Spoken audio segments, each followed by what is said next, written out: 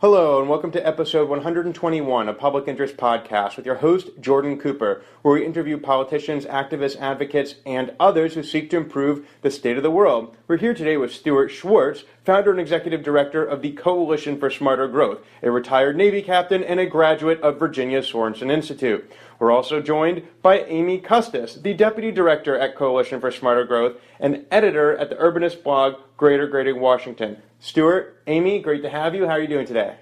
Great. Thanks for having us. Excellent. The first question I'd like to pose to you, we'll start with Stuart, is what are you currently doing or what have you ever done to advance the public interest and why? Sought to advance the public interest in everything I've done in my career.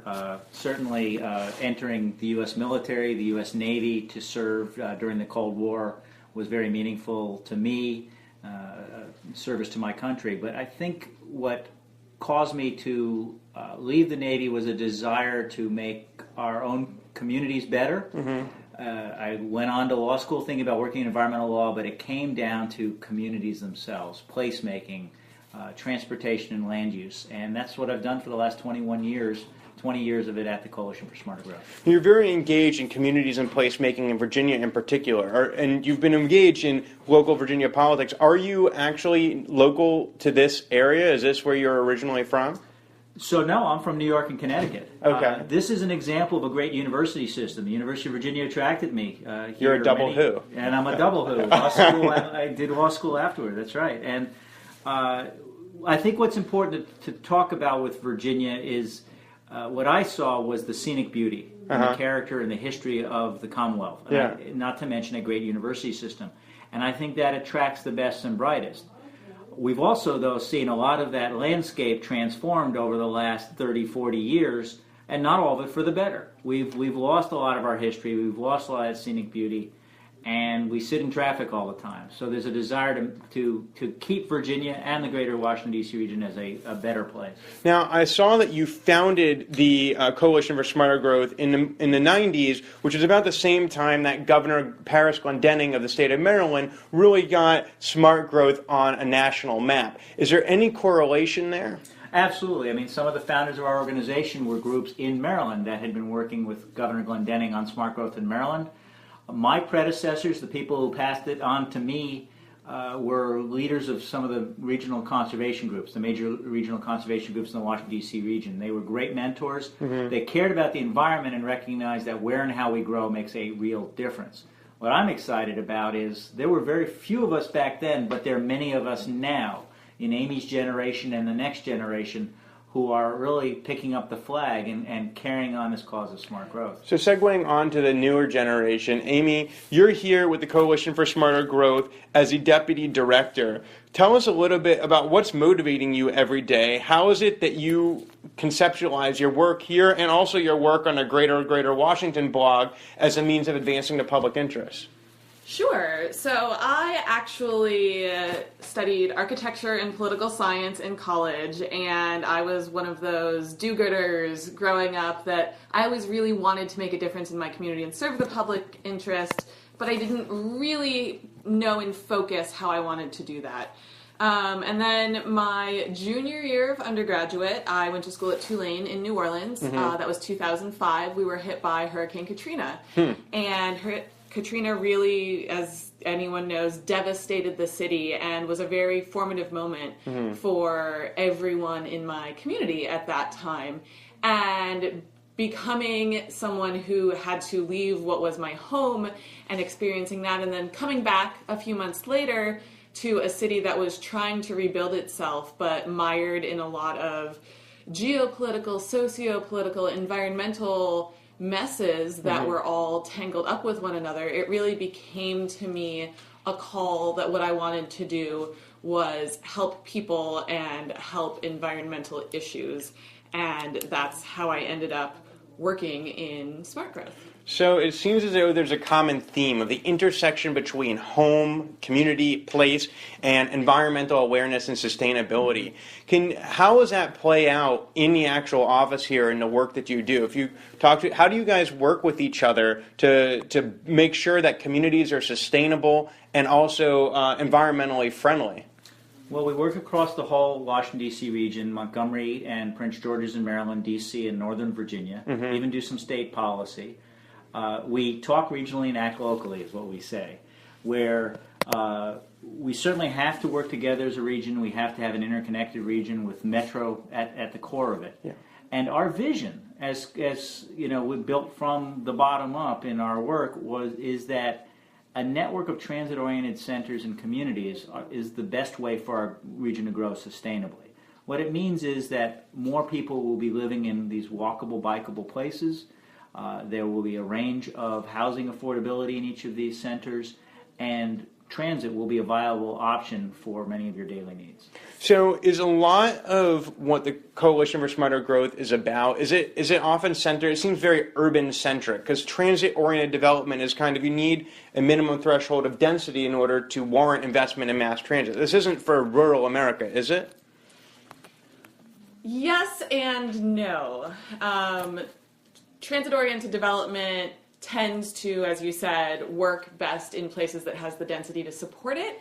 But I think it would be a missed opportunity not to point out the fact that by building here, not there, in a way that we often describe it, that helps everyone. There is real value to low-density, beautiful places here in the D.C. region. Just outside of the immediate metro area, we have the Virginia Piedmont with beautiful farms and forests and all of those places, and if we don't concentrate ourselves in certain areas, it makes it really hard to keep those other areas beautiful. So it's about both. You mentioned the Piedmont region in Virginia. Now, the Piedmont Environmental Council was one of several of the organizations in the original coalition, along with the Audubon Society, Sierra Club, Chesapeake Bay Foundation. Can you talk a little bit about what it's like to build this coalition and how you're able to be effective, especially since they're all on kind of one side of the political spectrum? Now, in Maryland, you have more of a left-leaning legislature and frequently a Democratic governor, although we've had now 2 Republican governors. In Virginia, it's more of a mixed bag with a Republican-controlled legislature. How are you able to advance these policies, and how receptive are they along different ends of the political spectrum? Well, I would say that smart growth cuts across political boundaries, and in the sense that not only is it good for the environment, but it's good for the pocketbook and for the taxpayers. The amount that the American landscape, the American development is spread outward is costing us all. And we used to have a phrase, sprawl costs us all.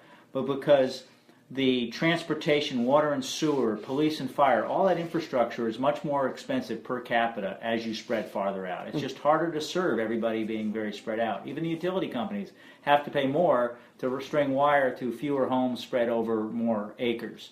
And that means we all end up subsidizing the more spread out development.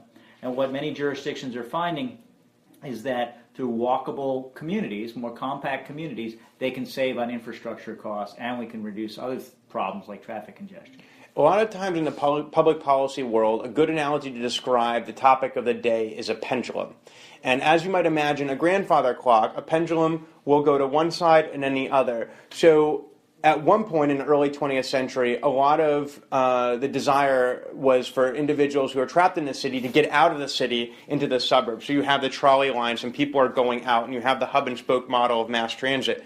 But then later in the 20th century, especially now, you have the millennial generation that finds that downtown and urban areas are actually where it's most desirable, and transit-oriented development where there is more density and more walkable amenities is more desirable. Can you talk a little bit about, I guess, how the American dream fits in, what the real root causes of suburban sprawl are? If this is something that, is it just going to eventually reverse and go back to suburban sprawl in another generation when, again, the cities are too crowded and the pendulum swings back? And you really mean to make this a short podcast? Well, certainly I think the automobile had was a primary factor, especially after World War II.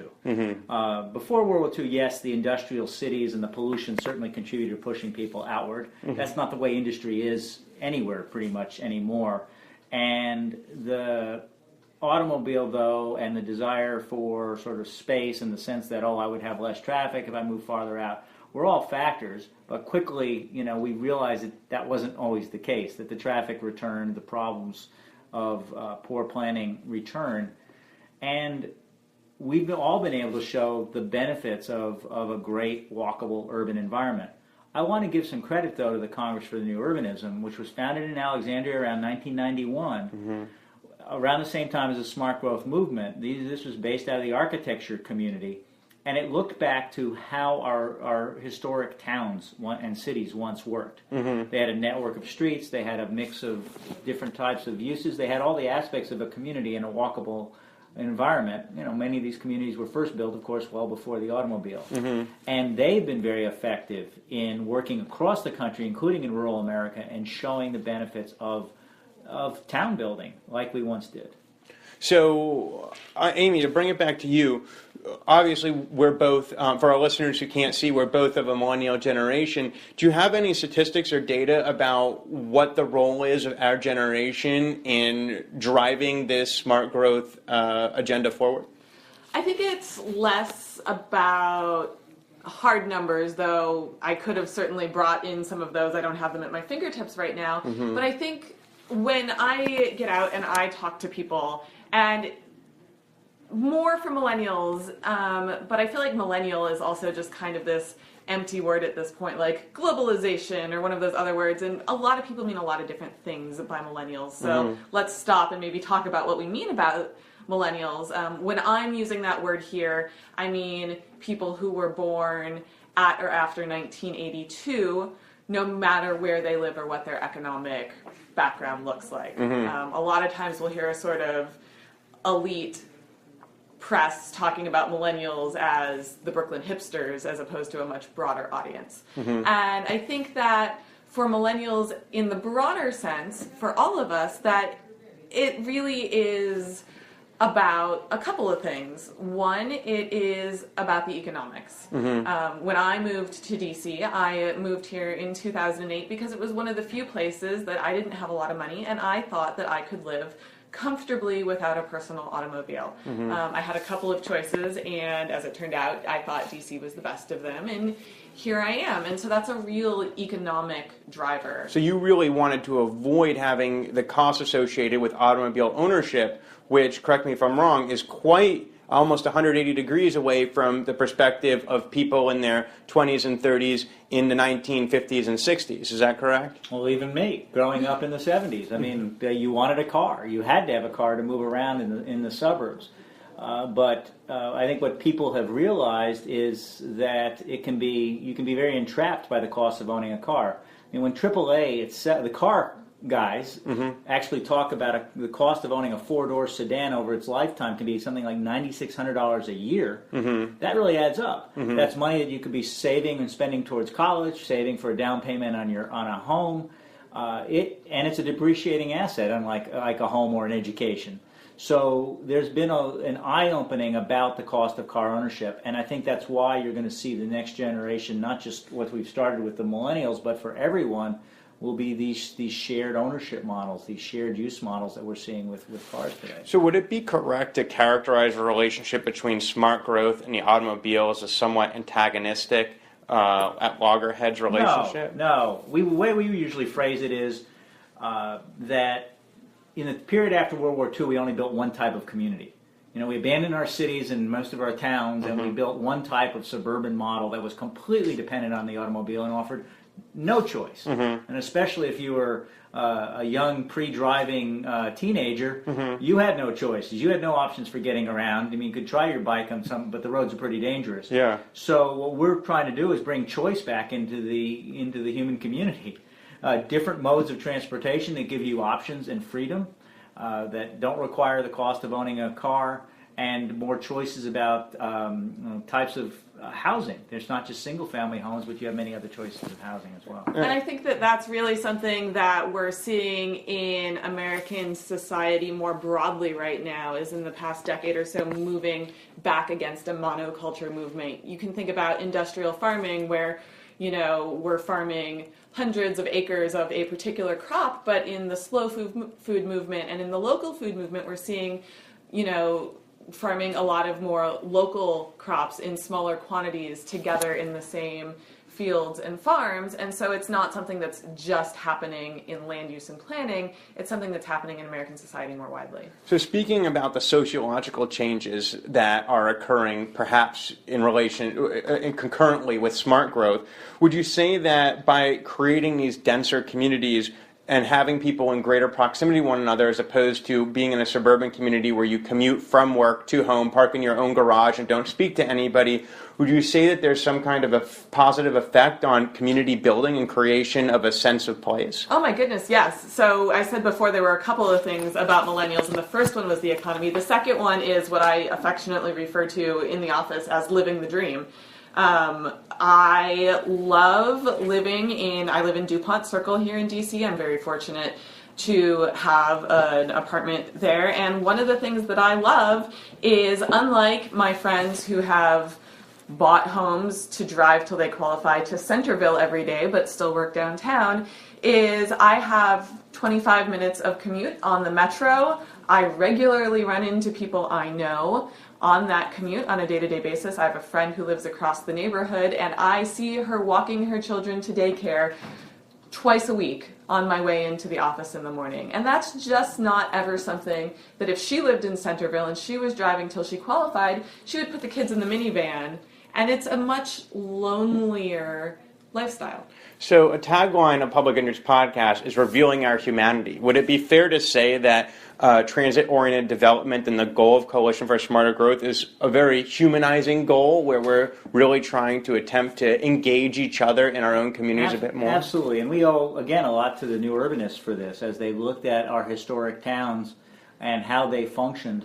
I mean, they've even looked at things like the importance of front porches and how close the front porch is located to the sidewalk. Not too close, not too far, so that you can have a conversation over the rail of the front porch with neighbors going by. And I live in a row house neighborhood where it can take 40 minutes to go 3 blocks to the post office, walkable from my house, because you're bumping into so many people that you're talking to. Interesting. So the commute is actually, in terms of time, could be similar with a car, but it's because there's a rich, vibrant experience of engaging with their community. In fact, the commute is almost a social experience, it sounds like. Absolutely, and it's these fortuitous interactions you have with people, whether it's on the metro or on the bus or on the sidewalk, that can make a difference. And there's a reason why Richard Flora and others talk about the strength of the creative economy in cities and metropolitan areas. And you know, they use a very technical term, a heavy term called agglomeration economy, but it is basically the gathering together, the coming together and interaction of people that creates great ideas. And yes, we have an internet, but you know, you can't trust everything you read on the internet, right? But what you can trust are face-to-face interactions, brainstorming at the coffee shop, those sorts of things, and that is where and in fact they even show that the numbers of patents that come out of urban places is so much higher because of this interaction. Sounds like a macro implementation of Steve Jobs' water cooler effect at Apple, where he tried to maximize, as I understand it, interactions among different employees, because when you have someone from tech department interacting with someone from engineering department and someone from marketing department, you end up getting crazy new ideas, and that's what really innovation is all about. So does smarter growth and all of this increased exposure to each other, it sounds like it really does have many positive externalities that both help the economy and help the vibrancy of a community. Absolutely. Richard Florida has done a lot of writing about what he terms the creative class. My favorite example on this is the WeWork phenomenon that seems to be taking over in the District of Columbia right now.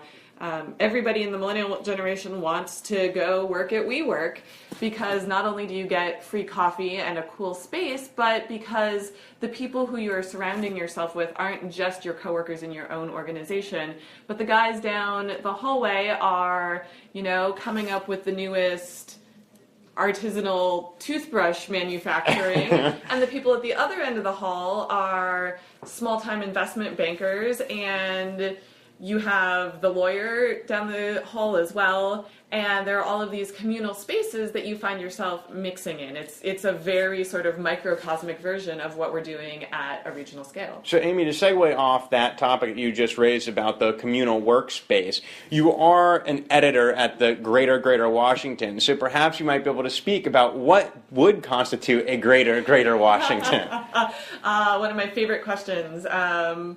There are a lot of things about the DC region that are already great, but there are a lot of things that we could do to make it even better.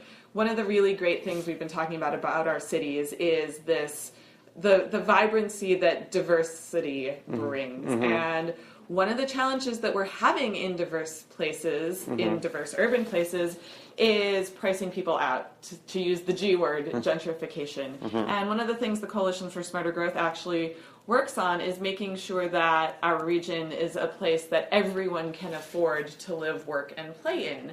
And so one of the biggest things is affordable housing, and making sure that affordable housing isn't shunted off to some undesirable corner of the region, but mixing it in among the most vibrant places in our region, because it's really that diversity that makes the mix work. Can you speak, Stuart, a little bit more about how affordable housing got included into your mission?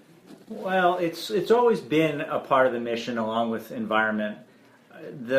As Aimee said, the healthiest communities are those that have a mix of incomes, a great diversity, and are not, what we used to build, monocultures. You would have the first ring suburb, then the families would get older, the kids would go off to college, they would stay there, the next suburb would become the family suburb, and then the next one would, and then you would just leave a certain age group in each suburb. But now we think we should mix it up by income and age and so forth.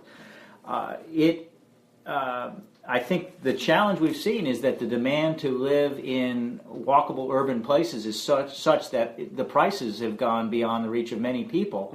To us, that's a supply problem. We're not providing enough housing close to jobs, close to transit in these places. So let's talk in particular about the suburbs. The city's doing great now. It's almost a problem that you'd love to have. If you have to have, exactly. Well, there's the Yogi Berra term that nobody goes there anymore, it's too crowded. Yeah. The cities are popular. Walkable urban places in this region are very popular. We have the most in the country, apparently, according to Chris Lineberger. But it's how the suburbs are going to evolve. They're choking on their traffic. You've built out your single-family home neighborhoods, and of course they're pretty and they have trees and all that. But what about, where are we going to grow? Where can the seniors or older households downsize to and still stay in the community? Where can young people, when they come back from college, live in the community? And we are focused there on these commercial corridors, not just the metro stations, but say the Route 1 corridor or Rockville Pike 355 or Pennsylvania Avenue and East Capitol. Can we create these walkable urban places within those corridors with new transit, a network of streets, walkability, and a range of housing? And that's our future. It'll give people the same great options that you might have in a city or a town today. So it sounds like the Coalition for Smarter Growth is obviously trying to create more livable, walkable, bikeable communities. But of course, there's a history of not creating those, which is what we've termed in this conversation suburban sprawl. Has there been any effort, any policy-making initiative to try to retroactively address those things by leveling those communities and bringing them back into green fields or open space? Has there been any pushing back of past sprawl? No. And in fact, that's why we focused on the commercial corridors. We have the acres of parking lots and so forth, where it's a net gain for everybody. There are going to be increasing challenges for suburban neighborhoods. Professor Chris Nelson out of the University of Arizona, as well as Chris Lineberger here at GW, have both talked about how there is so much less demand for large lot single-family homes. They've even speculated that they become boarding houses because there's so little demand in some parts of the country in these outer suburbs. Now, if you go over towards the Chesapeake Bay, which of course is one of the founding coalition members for CSG, you do have the problem of global warming, all right? And sea levels are rising, and therefore coastal habitations are increasingly threatened. There have been efforts, I think, in New Jersey and New York after different hurricanes, and perhaps in Maryland as well, where you see the state purchasing, or the federal government purchasing land that previously was occupied by homeowners. I know there's definitely this has been happening in the Bayou in Louisiana. Is there anything that you've been working on to get properties that have been previously developed along waterways and to make those back into parkland? We haven't within our mission, but it's certainly something that local governments need to be looking at when they update their comprehensive plans or master plans.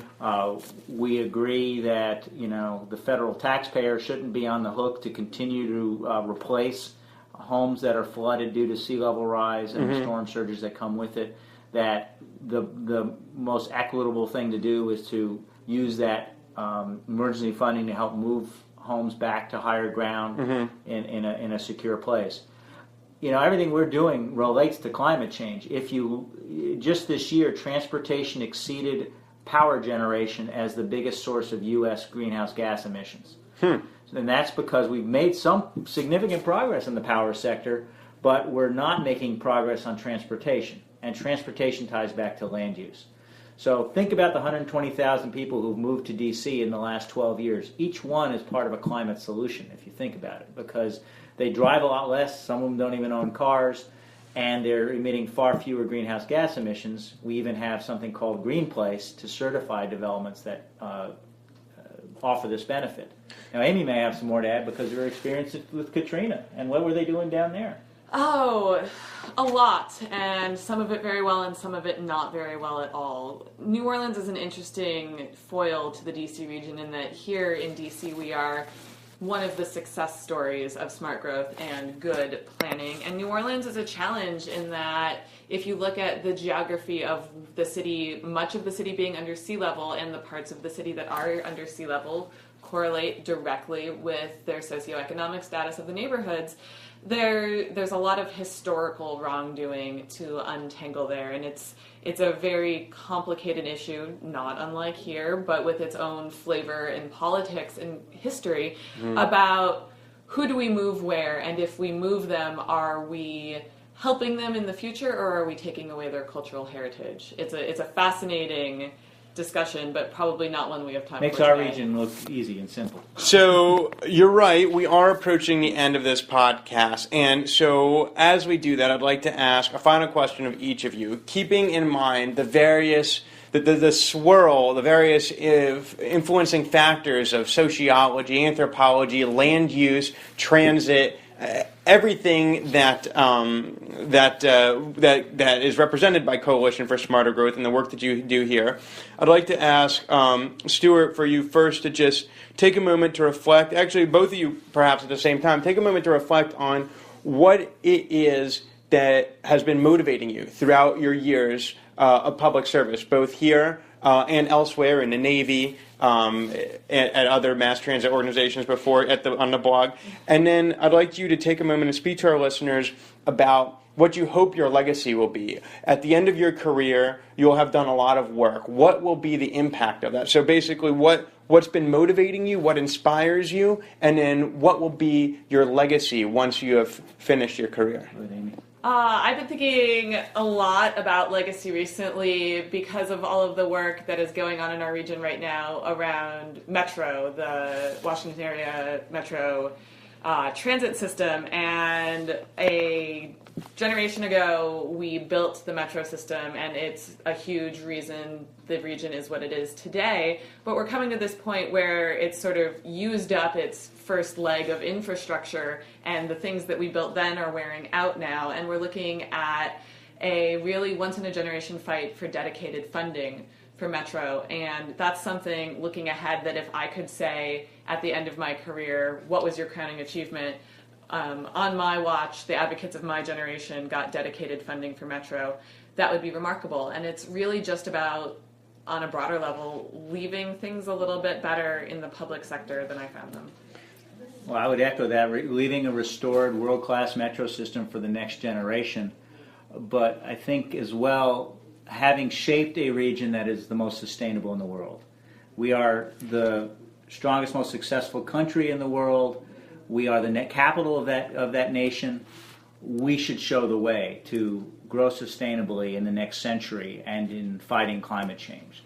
So we will have the lowest greenhouse gas emissions of any major metropolitan area in the world, and we will achieve that through the use of walkable, transit-oriented communities, preserved farmland, restored streams, and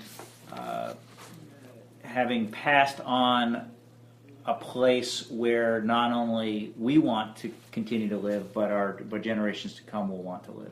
And that has been Stuart Schwartz, the founder and executive director of the Coalition for Smarter Growth, a retired Navy captain, graduate of the Sorensen Institute, and Aimee Custis, the deputy director of Coalition for Smarter Growth and an editor at the urbanist blog Greater Washington.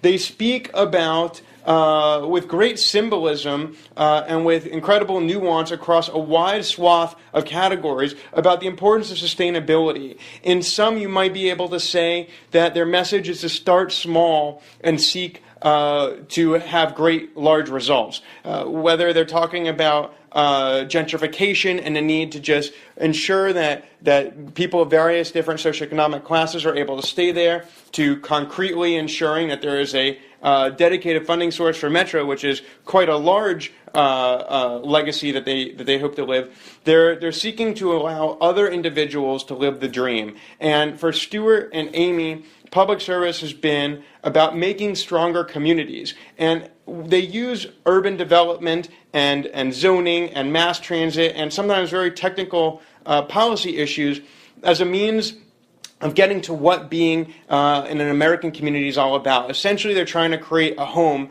that we all would want to live in, a home not just for us, but a home for future generations. So with that, Stuart and Aimee, thank you so much for joining us today. Thanks, Jordan. Thanks for having us. And if you're interested in learning more, you can always go to smartergrowth.net/join. And I encourage you to go there, listeners. This has been episode 121 of Public Interest Podcast with your host, Jordan Cooper, where we interview politicians, activists, advocates, and others who seek to improve the state of the world. Remember to subscribe at publicinterestpodcast.com on iTunes or on your podcast app on Apple products. Should you wish to communicate with Stuart Schwartz or Aimee Custis, you can leave a voicemail. Phone numbers on the Contact Us tab of the website, and that voicemail will be forwarded to them. Again, thank you so much for joining us, and we'll talk to you next time.